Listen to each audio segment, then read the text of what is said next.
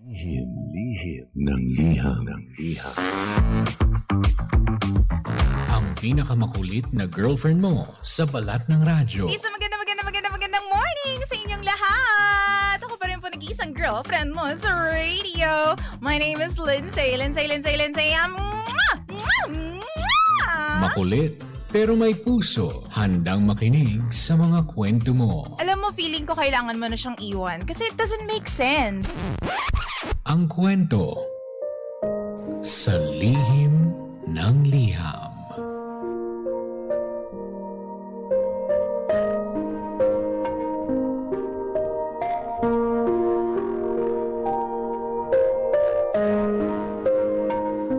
Mahal kong Lindsay. Tawagin niyo na lamang po ako sa pangalang Jamie. Hindi ko na po pahahabain pa ang kwento ko, pero for context, I recently decided to take a break from work. Nag-resign po ako sa aking trabaho kasi gusto ko po sanang mag-focus sa self-growth ko. Gusto ko pong alagaan yung sarili ko, DJ Lindsay. Aminado po kasi ako na grabe po yung pressure sa akin doon sa dati kong trabaho. Na-overwhelm po ako. Imbes na maging masaya ako dahil may trabaho, ang tingin ko po sa sarili ko noon parang pinaparusahan ko ang katawan ko. Pati na ang isip ko. Habang nagpapahinga po ako, niyaya po ako ng nanay ko na magbakasyon sa probinsya sa Visayas. Siyempre, excited po ako kasi matagal ko ring hindi nakita yung mga kamag-anak ko. Kasama na po dyan yung mga tito, tita, at mga pinsan ko. Pagdating ko roon, ramdam ko agad yung simpleng pamumuhay nila. Hindi ganon kaginhawa, pero alam mo na maluwag ang bahay nila. Palagi kang may malalanghap na sariwang hangin. Simpleng pagkain kahit puro gulay at isda lamang. Napakalayo sa buhay namin dito sa Maynila. Dahil nga po hindi naman sila ganon kayaman, karamihan ng gastusin ay sa nanay ko. Wala naman akong problema doon. Lalo na at kusa naman itong ibinibigay sa kanila. Yun nga lang, DJ Lindsay, merong isang moment na talagang tumatak sa akin. Isang tiyahin ko po ang nagtanong kung meron na raw ba akong boyfriend. Sumagot ako ng, oo, meron po. Tapos, ang sunod niyang tanong is, kung kailan daw ako mag-aasawa. Sinabi ko sa kanya, tita, hindi pa anytime soon. Malayo pa. Sabi ko kasi, pareho kaming nag-iipon ng boyfriend ko para sa sarili namin at sa future na gusto namin buuin.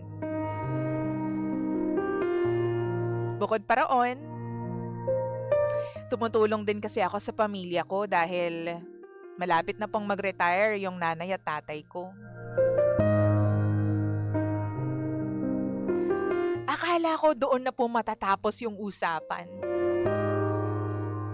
Pero nagulat ako sa sumunod niyang sinabi sa akin. Ang sabi ni Mama, tama yan. Huwag ka munang mag-aasawa. Maawa ka naman sa amin. Tulungan mo muna kami bago ka mag-asawa. Hirap-hirap ng buhay.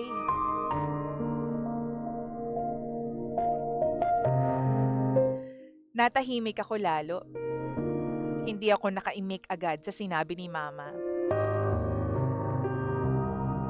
Hindi ko kasi alam kung anong mararamdaman ko noon. Kasi totoo naman, mahirap ang buhay nila. Willing naman po akong tumulong pero hindi ko in-expect na aabot sa ganun. Tapos sunod-sunod na yung mga request ni Mama sa akin. Ang sabi niya, ako na lang daw ang magpaaral sa ibang pinsan ko. Yung mga maliliit pa. Take note, mahigit 5 ang pinsan kong maliliit pa. Kung ako po ang sasalo sa lahat ng yon, hindi ko na alam kung kailan pa ako makakapagsimula ng sarili kong pamilya. At hindi lang yon. Humihirit pa siya na bilihan ko raw ng bagong cellphone, ipapustiso ko raw siya, at ipaayos yung kusina ng bahay ng lola namin. Doon talaga naramdaman ko na parang sobra naman. Gusto kong tumulong. Walang problema doon. Kusa akong ibibigay yon kasi mahal ko sila. Pero hindi sa punto na parang ako na ang bubuhay sa buong pamilya. Lalong-lalo na sa pamilya ng tita ko. Sa mga pinsan ko. Parang sa mga hinihingi nila, ako na rin ang nagtataguyod ng isang malaking pamilya na hindi naman sa akin. Ang mas masakit pa dito, naririnig ko pa sa mga kwentuhan nila na nagsisisi raw sila na maaga silang nagkaroon ng pamilya. Doon ako lalo nainis. Kasi yun mismo yung iniiwasan ko eh. Yung papasok ako sa responsibilidad na hindi pa ako handa. Pero sa sitwasyon ko ngayon, parang yun yung gusto nilang ipagawa sa akin. Hindi ko na lang to sinabi sa nanay ko. Kasi alam kong mas kakampihan niya yung kamag-anak niya, yung kapatid niya, kesa sa akin. Kaya dito ko na lang po kinuwento sa lihim ng liham. Kung sakaling mabasa niyo po ito, maraming salamat. At sana tandaan po natin,